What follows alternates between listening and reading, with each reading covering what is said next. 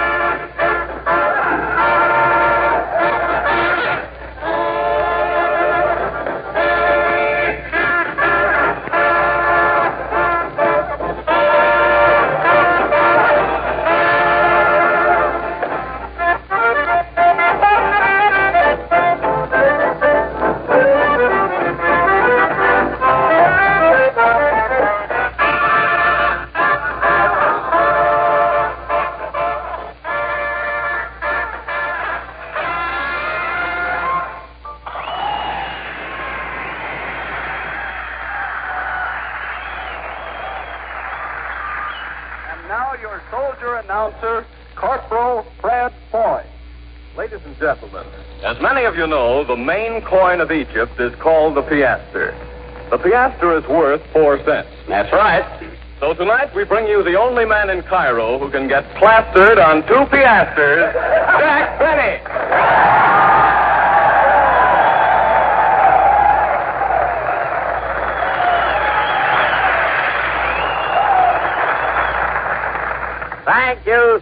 Thank you. Hello again. This is Jack Benny talking from Cairo, Egypt, which is the main oasis between Tel Aviv and Waukegan.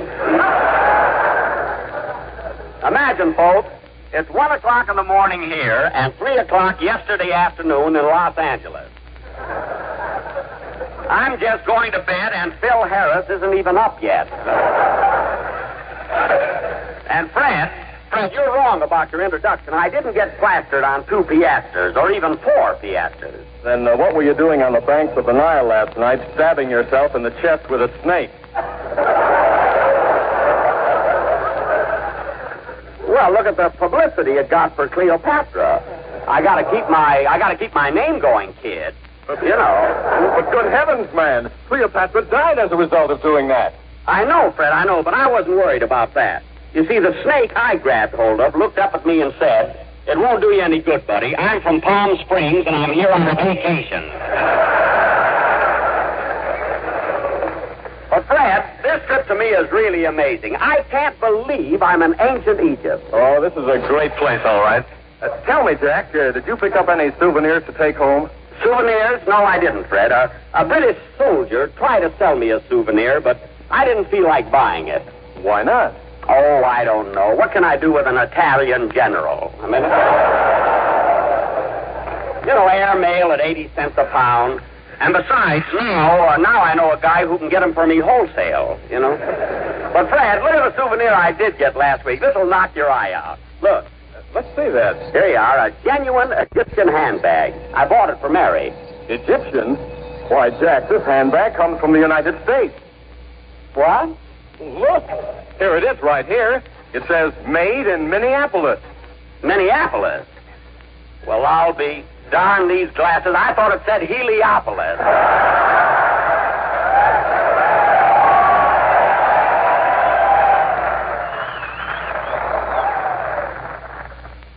Oh, well, another day, another fiasco.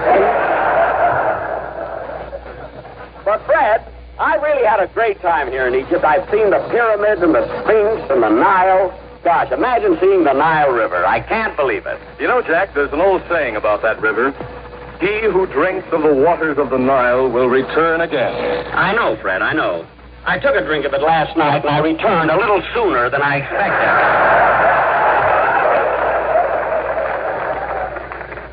But I certainly did enjoy the pyramid. Well, while you were there, Jack, did you visit the tomb of King Tut? King Tut? No, I didn't bother with that. He's so corny now, you know. I mean, that's for Fred Allen, you know. Oh, by the way, Allen wanted to make a trip overseas, but he was examined by an Army doctor, and they wouldn't let him go. They just put his picture on the bulletin board of every camp, and right under it they wrote, "Don't let this happen to America," you know.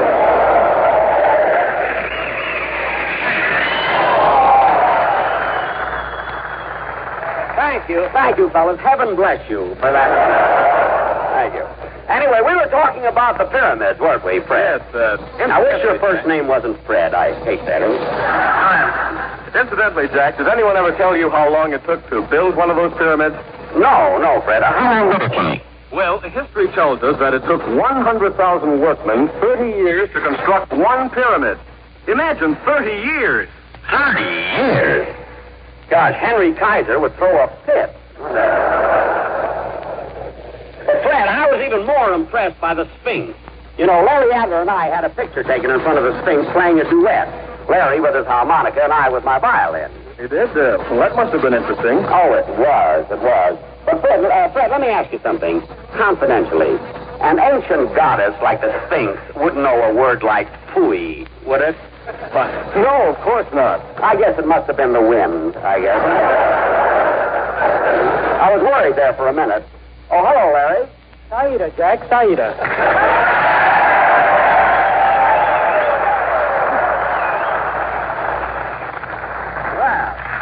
Oh, Fred, this is Larry Adler, the world's greatest harmonica player. We're making this camp tour together. Saida, Larry. Hey, what's this Saida? That means your laundry won't be back for 3 days. Oh. No, fellas. Saida is the Arabic word for good day. Oh, yes, of course. Saida, good day. You mean like, did you have a Saida at the races?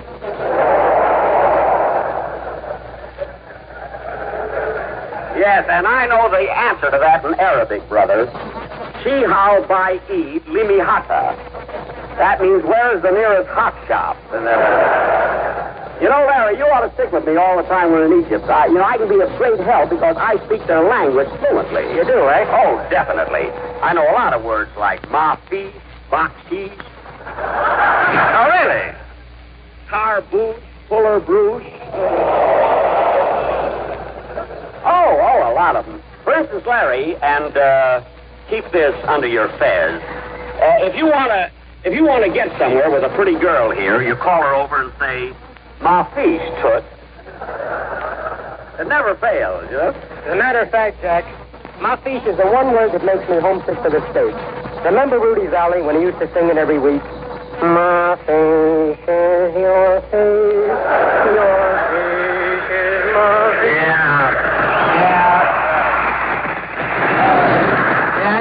He can sing in any language. By the way, Larry, where are you living here in town? Oh, I'm at Shepherd's Hotel. Oh. You know, when I was a kid, I used to read E. Phillips Oppenheim.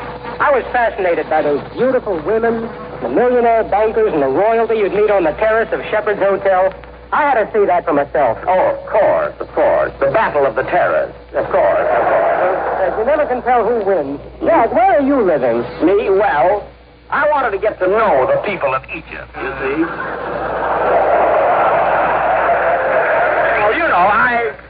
I wanted to be in their atmosphere, so I'm living at the Abdullah Abu Mustafa Ben Hassan Airport.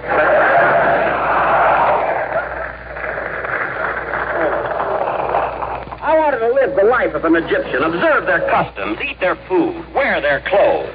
I returned them, of course, Well, so much for life at the Abdullah. Well, Jack, I've enjoyed this talk with you very much, but don't you think it's about time I played a number? Oh, yes. What are you going to play, Larry? Well, I was thinking of Begin the Begin. Oh, that's wonderful. Well, don't stand there. Do something. All right, boys. Let's go.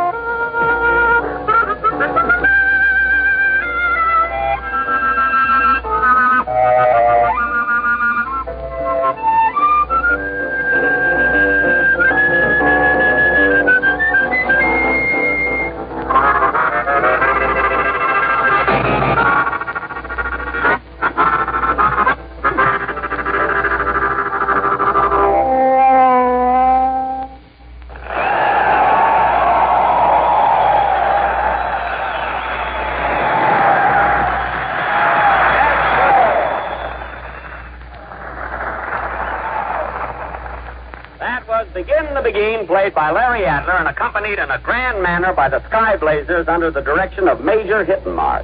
Any resemblance between the Sky Blazers and Phil Harris's orchestra is their own fault. And now, folks... Hey, wait a minute, Jack. Phil Harris has done a lot for you. Where would you be without him? Where would I be without him? Look where I went to escape him.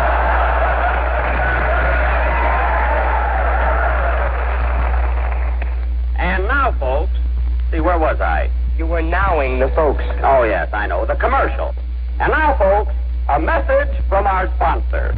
Ladies and gentlemen, do you wake up in the morning feeling like a pyramid? You do? Well, then why couldn't you have one? Yes, go to your nearest bricklayer and say, I want a pyramid. His answer should prove extremely interesting. A small down payment now, and the pyramid is yours. Pay the rest in 2,000 years. Remember, folks, buy Pincus's Pyramid. It makes all other pyramids. It makes all other pyramids look alike. Buy your pyramid from Pincus. Your pyramid from Pincus.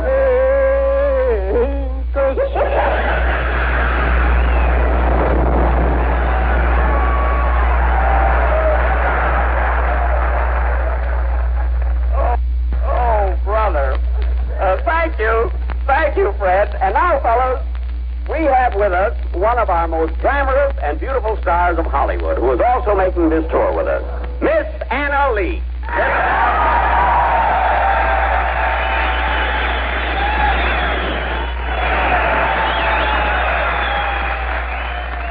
Thanks, fellas. Thank you very much.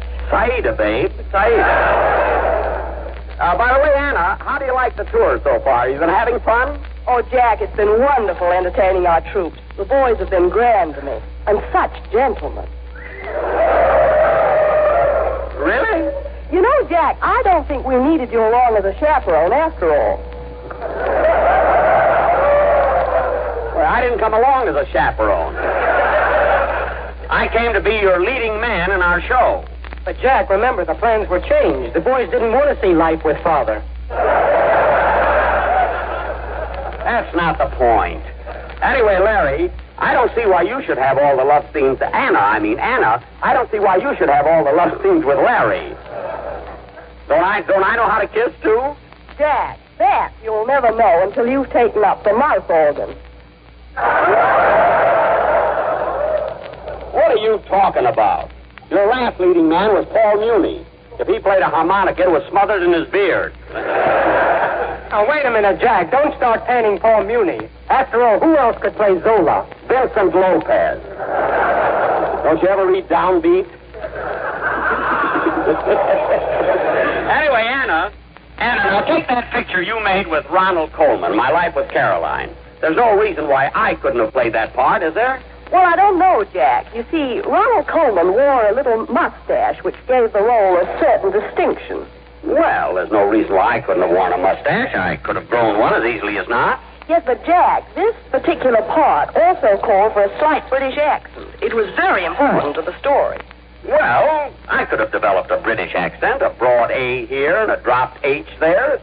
It's very simple. Well, there was another thing, Jack. The character itself calls for a very, very generous husband. A man who lavished expensive luxuries on his wife. Money was absolutely no object. And now, ladies and gentlemen, for our feature attraction this evening, we are going to offer... Another thing, Jack. All right, Anna. Okay. See you later. For our feature attraction this evening, we are going to offer... Hello, Jack. Hiya, fellas. Well, hello, lady.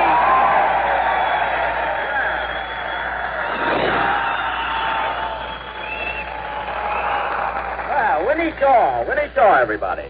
Thank you. Well, shooty bin.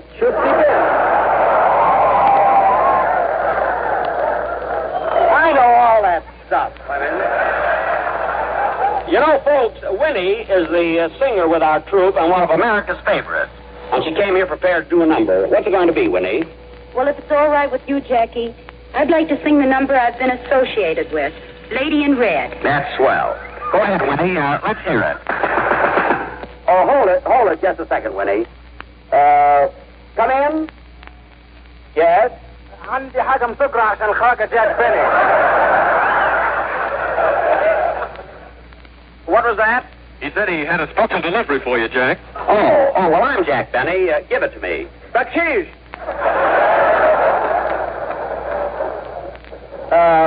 Pardon me? Bakshish. You're welcome. All these fellas are so polite around here. Jack, bakshish means a tip, a gratuity. Oh. Manana, brother, manana. Well. Hey, fellas, look. A letter from Mary Livingston. Hey, do you mind if I read it, Fred? Gee, I'm so excited. A letter from Mary. Oh, no, Jack. Go right ahead. Thanks. Gosh. Wait a minute. Beverly Hills, California, August 12th. Dear Jack, hope you are having a nice trip and enjoying yourself. I received your cable asking me to send you $5 more.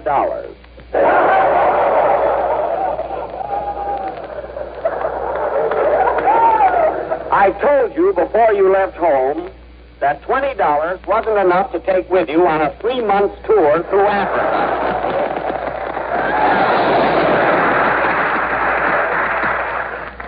Even with your sideline of American postcards. Your girlfriend, Gladys, was over yesterday, and she was very happy. The Coast Guard has just voted her the pickup girl of 1943. Several other people called to ask about you. Ann Sheridan, Barbara Stanwyck, Greer Garson, Claudette Colbert, Jean Arthur, and Ann Southern were not among them. No other news as ever married. P.S. If you get to Casablanca, give my love to Humphrey Bogart. Gee, it was nice to get a letter from Mary, no matter what she says. Thanks, doll. Sing, Winnie. I'm going to the bazaar to buy Mary a present. I'll be right back.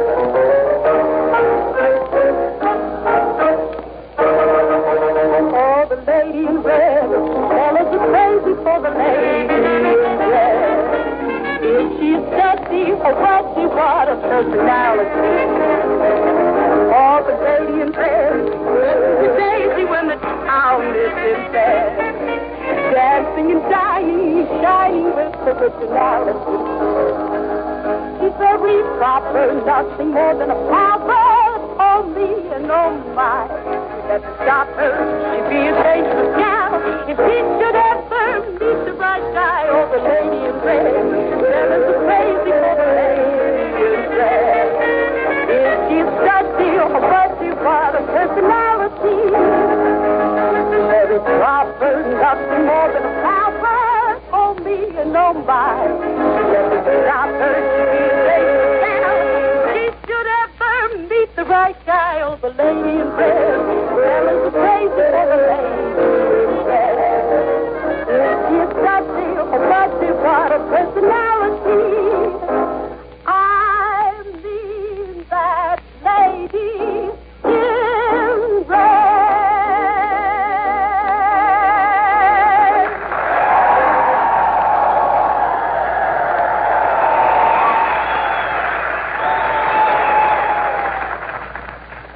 Winnie Shaw.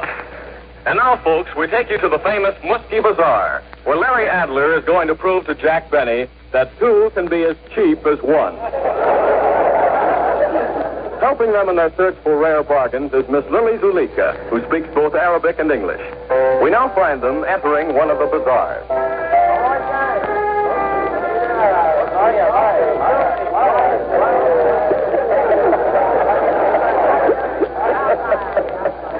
Well, here we are, Larry, a real Egyptian bazaar. Did you ever think we'd see anything like this? Amazing, isn't it? Now, Miss Zulika, you stick right with us. Oh, I will, Mr. Benny. But remember one thing. Do not accept their first price. You've got to bargain with them. Get everything as cheaply as possible. Cheaply as possible. Don't let me forget that, Larry.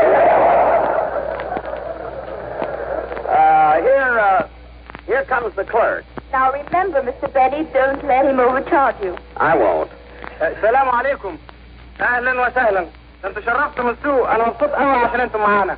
That's too much. What do you think we are? What do you think we are, suckers?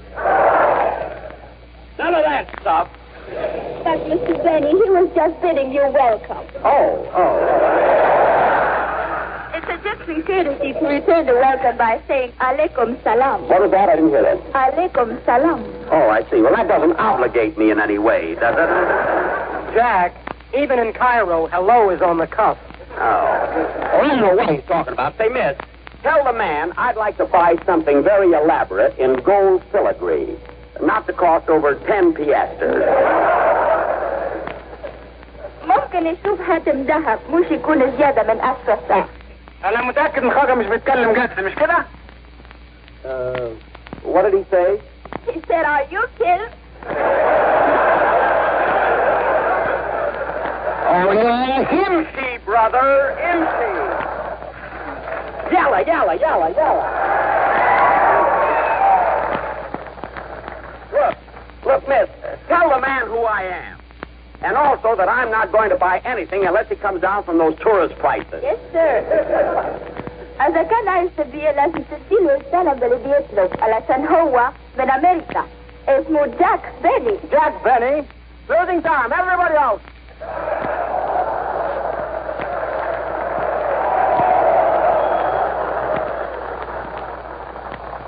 MC and double MC. Look, can we get someone here we can speak to? Yes, I'll talk to the boss of the place. Here he comes now. Sayyid Ibrahim Pasha. Sayyida Zulika. Now, look, mister, we'd like to... Let me handle this, Jack. Mister, me like 'em, buy 'em, gold filigree. Very, very cheap. Savvy? Very interesting. You're an American Indian, I presume.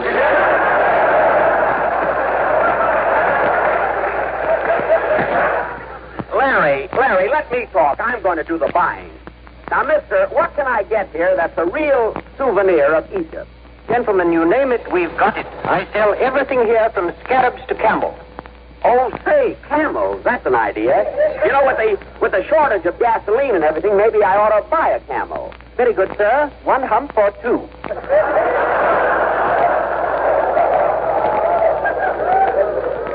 Oh, is there a difference? Oh, yes. You see, a 1 hump camel can go 7 days without a drink. A 2 hump camel can go 50 days. I see. Well, what does he keep in his second hump? Dry ice. Oh. You know, Benny can go without a drink indefinitely. Yes. Of course, sooner or later, somebody buys him one. Larry, then, mister, your advice would be... Oh, definitely the 2 hump camel. The trade-in value is so much better. Oh, certainly. That's a very important point to consider. I mean, a man of my position couldn't afford to be seen riding down Hollywood Boulevard on last year's camel. Larry just wouldn't get on one. Tell me, is a camel easy riding? Mr. Benny, after 7 years in the Met School, even a bronco camel would be a pleasure.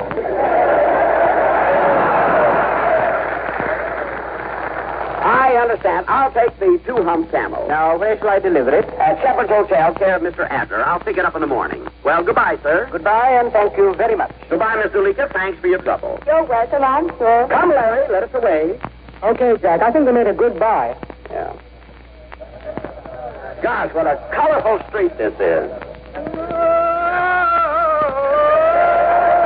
Larry, listen to that. That's real native music. Just what you came over here to get. Hey, let's follow this guy.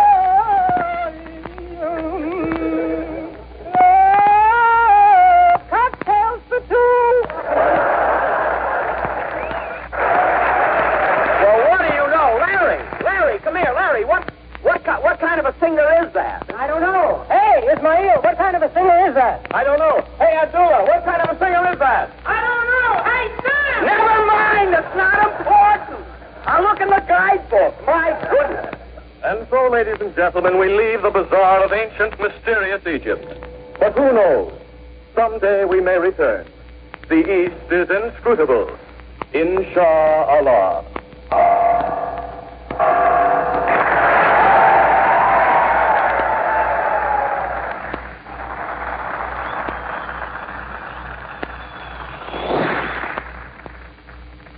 Ladies and gentlemen, the big news last week was Italy's surrender. Here is a first-hand account of the invasion that preceded the surrender by probably the first American reporter to set foot on enemy Europe.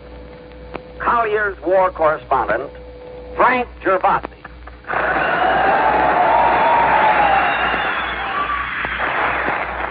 Thanks, Jack.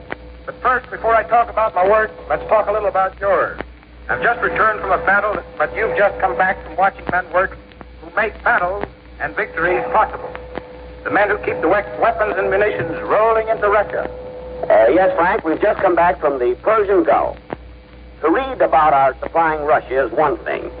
To see our boys unloading ships, loading trucks, and driving them over a nightmare version of the Burma Road in a heat often as high as 170 degrees, well, that's a reality. Thank you very much, Jack Benny.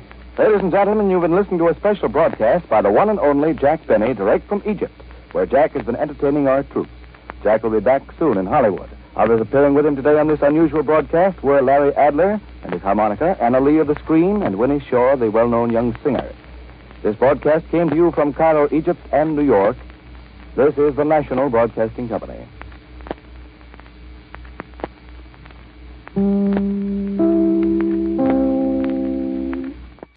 That will do it for today. If you have a comment, email me, box13@greatdetectives.net. I welcome your story or that of loved ones who served during World War II.